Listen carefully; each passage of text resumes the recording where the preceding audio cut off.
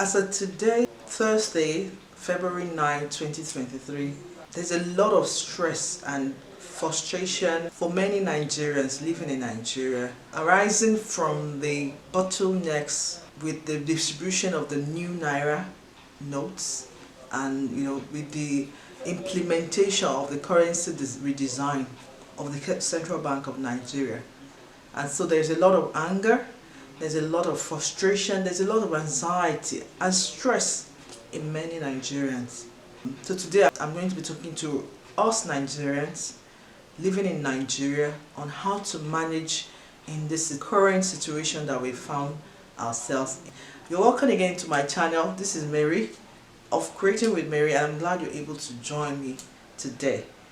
So if you have not yet subscribed to my channel, you can click on the subscribe button down below this video, like the video and share with your friends. In Nigeria as of today, we still rely a lot on cash. So you want to move from place to place with public transportation systems, Okada, Marwa, or even the yellow buses. You need money, you need physical cash. They don't carry POS. You need to pay with your cash. So cash is still very much a part of our society, regardless of the apex bank's desire to translate into a cashless society. Well, there's no society anywhere in the world that has even achieved 100% cashless. Anyway, so we need cash. But in my area as of today, to get the 10,000 naira cash from the POS point of sale shop, you need to pay 2,000 naira to get 10,000 naira as of today. It's that bad. Essentially, that reduces the value of the naira even further, considering that inflation and the rise in items generally have increased, tripled even in prices, has effectively reduced the value of the naira that we carry or that we have in our banks. But with this new development, paying that much to get the naira cash equivalent from your bank has caused a lot of anxiety in many Nigerians, and I can very well understand this. I mean, I've thought about it and I'm like, this is so unfair. It's an unfair situation to bring citizens into because of bad implementation, because of bad planning and bad management, bad leadership overall. What do? Do we continue to allow these frustrations and anger to well up inside of us? And of course, many young people, this has translated into chaos in some areas, burning of banks, destroying properties. If the government doesn't act fast, this is going to degenerate even further. But in the interim, today I'm going to be talking about how to manage our own anxiety and the stress that comes with this kind of economic situation, something that is unplanned for, something that we didn't see coming. How do you manage this in this season, in this time? So the first thing I'll talk about is identify your own area of personal control. So you have to think about, how can I manage this? What can I do to manage the situation pending when the government find a lasting solution to this policy?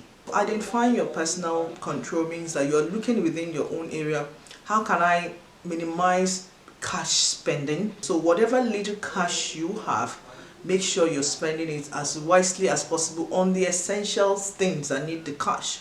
Transportation, if you're going to the office, the children going to school and need transport fare. Food items, you need to buy food items from the local markets where those people don't use bank apps. You effectively want to ensure that you're drilling down to the essential commodities. We're going back to COVID. You zoomed back down to the essential commodities and spend your cash on those essential commodities. And even overall, even if you have to pay for anything item in this season, it should be for paying for the essential commodities via bank apps if you can afford to, in supermarkets and shops where POS and transfers are used. The money is already reduced with the increase in prices.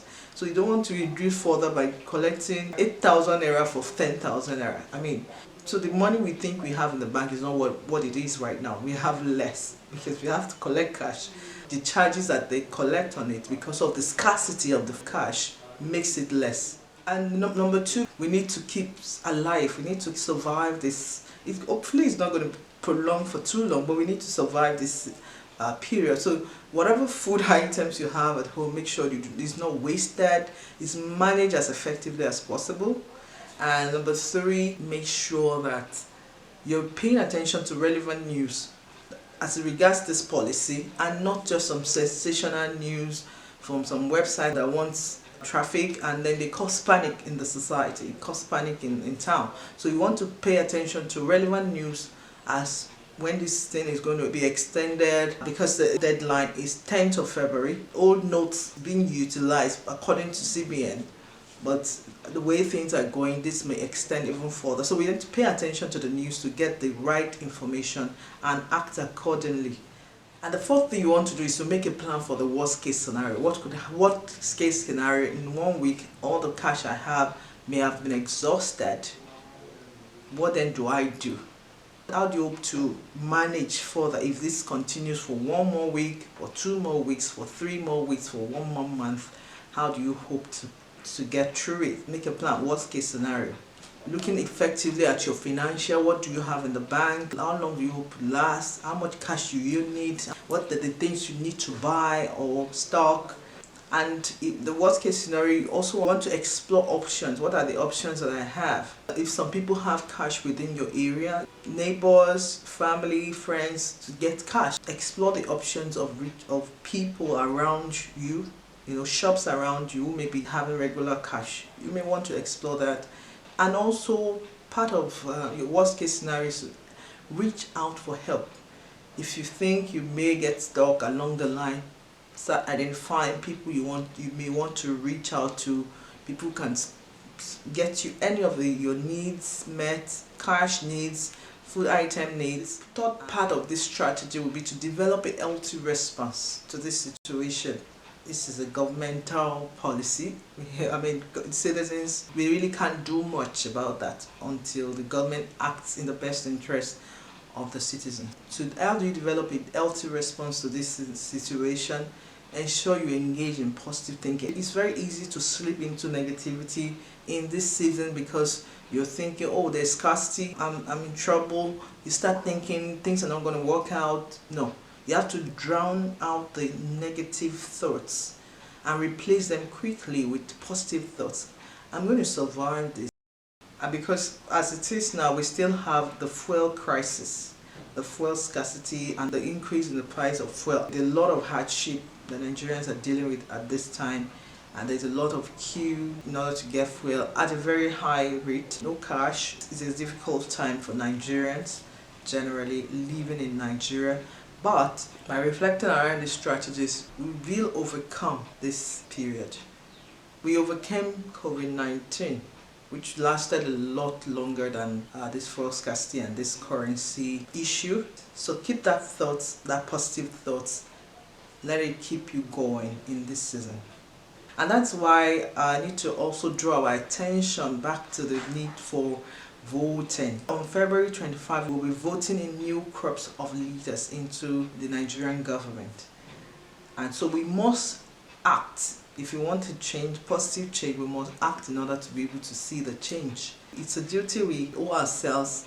Essentially, we are reaping the harvest of the last seed of election that we sowed collectively as Nigerians. Both the people that voted for this government and those that did not vote for this government, we are in the mess together. So we have a duty to make a positive change through the ballot come February 25, 2023.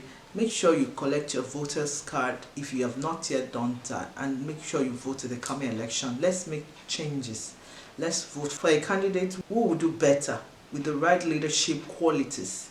Those are the things to look out for, with the right mindset, with the will to do good. Very important. I hope that these tips and strategies helps you to overcome this present stressful situation in Nigeria. And I'm hoping that in a few days, the government will have been able to find a lasting solution to these problems in Nigeria. Until the next video, I thank you so much for tuning in to this channel, and I'll see you again soon.